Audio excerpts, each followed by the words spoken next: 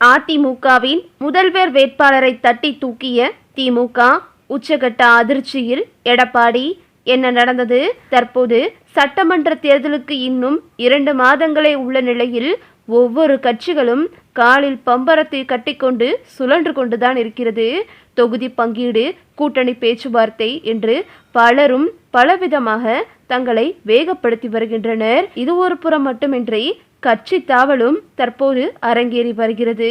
அதிமுகவிலிருந்து ஒட்டுமொத்த பலரும் திமுகவில் இணைவது, தாவேகாவில் இருந்து பலரும் திமுகவில் இணைவது என்று தற்போது திமுகவிற்கு பலம் சேர்க்கும் வகையில் அனைத்தும் அமைந்து வருகிறது என்றுதான் சொல்ல வேண்டும். இந்த நிலையில் தற்போது அதிமுகவின் முதல்வர் வேட்பாளராக கருதப்படும் ஒருவரை தற்போது திமுக தட்டி தூக்கி உள்ளது என்று பலரும் கூறி வருகின்றனர். என்ன நடந்தது என்பதை நாம் விரிவாக பார்ப்போம். அதாவது தமிழக சட்டசபை தேர்தலையொட்டி அதிமுக தலைமையிலான அணியில் பாஜக இடம்பெற்றுள்ளது. அதுவும் நிர்பந்த கூட்டணியாகத்தான் பார்க்கப்பட்டு வருகிறது. கூட்டணிக்கு அதிமுக பொதுச் செயலாளர் எடப்பாடி பழனிசாமி தான் தலைமை வகிக்கிறார். அவருக்கு ஃபேஸ் வேல்யூ இருப்பதால் அவர்தான் கூட்டணிக்கு தலைமை என்று பாஜக அறிவித்துள்ளது. எந்த இடத்திலுமே பாஜக தலைவர்களோ, அடிக்கடி தமிழகம் வர தொடங்கியுள்ள பிரதமர் மோடி, உள்துறை அமைச்சர் அமித்ஷாவோ முதல்வர் வேட்பாளர் எடப்பாடிதான் என்று சொல்லவில்லை. என்டிஏ கூட்டணி கட்சி ஆட்சி அமைக்கும் என்றும் மற்றும் கூறி வருகின்றனர். பொதுக்கூட்டத்தில் கூட அவர்தான் முதல்வர் வேட்பாளர் என்பதை அவர்கள் வெளிப்படையாக அறிவிக்க மறுத்து வருகின்றனர். இப்படி நிலைமை இருக்கும் சூழ்நிலையில் கூட்டணி உட்பட அனைத்து விவகாரத்திலும் பாஜகவின் கைதான் ஓங்கி இருக்கிறது. அந்த வகையில்தான் அண்மையில் பாமகவுடன் பேச்சுவார்த்தை நடத்தி கூட்டணிக்குள் இணைத்தது பாஜக. தொடர்ந்து டிடிவி தினகரனும் இணைந்தார்.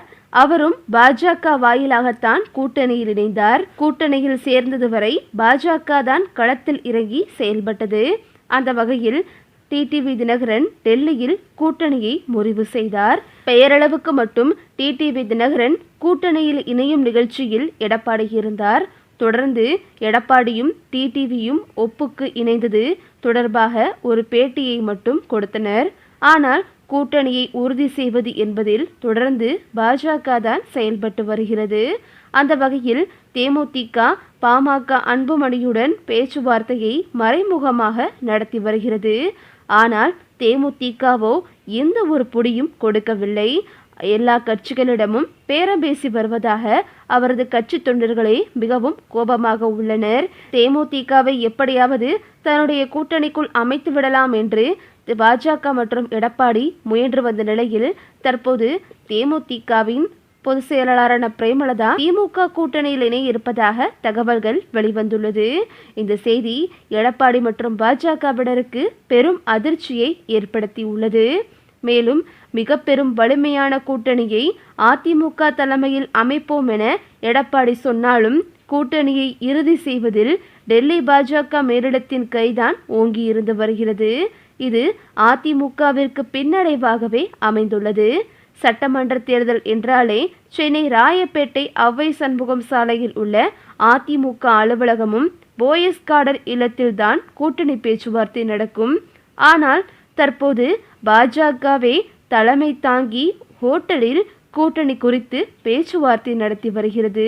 இதை பார்த்து அதிமுக தொண்டர்கள் எப்படி இருந்த நாம் இப்படி ஆகிவிட்டோமே என்று நொந்து போய் வருகின்றனர். தேசிய ஜனநாயக கூட்டணிக்கு தலைமை அதிமுக தான் என்று எடப்பாடி கூறி வரும் நிலையில் புதிதாக கட்சிகள் எந்த கூட்டணியில் இணைவது தொடர்பாக பேச்சுவார்த்தை நடத்த பாஜக சார்பில் அதிகாரப்பூர்வ குழு ஒன்றை அமைத்து பாஜக மேலும் அதிர்ச்சியை அதிமுகவிற்கு ஏற்படுத்தியுள்ளது. இந்த நிலையில் நாம் அதிமுகவில் இருந்தால் வேஸ்டுதான் என்று பலரும் திமுகவுக்கு தாவ தொடங்கிவிட்டனர். இது தொடர்பாக தமிழக பாஜக தலைவர் நயினார் நாகேந்திரன் நேற்று வெளியிட்ட அறிவிப்பு, வருகின்ற சட்டமன்ற தேர்தல் 2026 சிறப்பாக எதிர்கொண்டு மகத்தான வெற்றியினை பெற்றிடும் வகையில் தேசிய ஜனநாயக கூட்டணியில் மேலும் பல அமைப்புகள் இணைய விருப்பம் தெரிவித்துள்ளன. இந்த நிலையில் அமைப்பு தலைவர்கள் மற்றும் பேச்சுவார்த்தையை நடத்தி தேசிய ஜனநாயக கூட்டணிக்கு வலு சேர்த்திட பாஜக சார்பில் மாநில குழு அமைக்கப்பட்டுள்ளது. இந்த குழுவின் தலைவராக மாநில துணைத் தலைவர் VP துரைசாமி துணைத் தலைவராக முன்னாள் DGPயும் மாநில செயற்குழு உறுப்பினருமான G பாலச்சந்திரன் ஆகியோர் நியமிக்கப்படுகிறார்கள். இவ்வாறு இதில் கூறப்பட்டுள்ளது. டிடிவியை கூட்டணியில் இணைக்கவே மாட்டேன் என்று எடப்பாடி பிடிவாதமாக இருந்து வந்தார். கடைசி நேரத்தில் பாஜகவின் அழுத்தத்தால் கூட்டணியில் டிடிவி இணைந்துள்ளார். அவர் இணைந்ததை அதிமுகவில் உள்ள சில தலைவர்கள் தொண்டர்கள் இன்று வரை ஏற்றுக்கொள்ளவே இல்லை. கூட்டணியில் இணைந்தாலும் அதிமுக அமமுக தொண்டர்கள் தொடர்ந்து எதிர்க்கட்சி மாதிரியே இருந்து வருகிறார்கள் என்பதும் குறிப்பிடத்தக்கது. இப்பொழுது கூட்டணியை உருவாக்க பாஜக குழு அமைத்துள்ளது அதிமுக தொண்டர்களிடம் கடும் அதிருப்தியை ஏற்படுத்தியுள்ளது. ஏற்கனவே அதிமுகவில் உள்ள எடப்பாடியை நம்பி இனி வேஸ்ட் தான் என்று பலரும் திமுகவுக்கு தாவ தொடங்கிவிட்டனர். செங்கோட்டையன் தாவேகாவில் இணைந்தார். இன்னும் பல ஒட்டுமொத்தமான தொண்டர்களும் திமுகவில் இணைந்து விட்டனர். இதுவே அதிமுகவின் கூடாரம் காலியாகிவிட்டது என்று பலரும் புலம்பி வந்த இந்த சூழ்நிலையில் தற்போது எடப்பாடி என்ன செய்வது என்று தெரியாமல் விழிப்பதுங்கி நிற்கிறார். அது மட்டுமின்றி இப்படி பாஜகவின் கை மேலோங்கி எடப்பாடியை டம்மியாக்கி வருவது இன்னும் அதிமுகவிற்கு பெரும் பின்னடைவை ஏற்படுத்தும் என்று அரசியல் நிபுணர்கள் கூறி வருகின்றனர். இது ஒரு புறம் இருக்க, தற்போது அதிமுகவின் முக்கிய உறுப்பினராக கருதப்படும் RP உதயகுமார் தற்போது திமுகவில் இணைய இருப்பதாக தகவல்கள் வெளிவந்துள்ளது. அதாவது இனி நாம் இந்த அதிமுகவிலிருந்து நேரத்தை வீணடிக்க கூடாது. எடப்பாடி பொம்மையாகத்தான் செயல்படுகிறார்.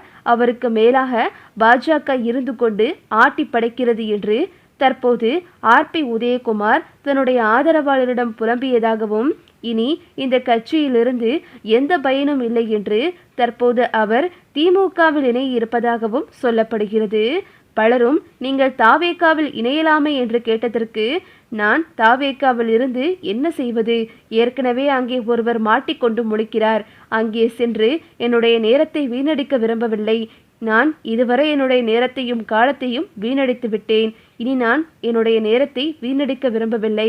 அதனால்தான் நான் திமுகவில் இணையப் போகிறேன் என்று தற்போது RP உதயகுமார் தன்னுடைய ஆதரவாளரிடம் கூறியதாகவும் சொல்லப்படுகிறது. தன்னுடைய ஆதரவாளர்களுடன் தற்போது RP உதயகுமார் அதிமுகவிலிருந்து விலகி திமுகவில் இணைய தற்போது முதல்வர் ஸ்டாலினை தொடர்பு கொண்டு பேசியதாகவும் கூறப்படுகிறது.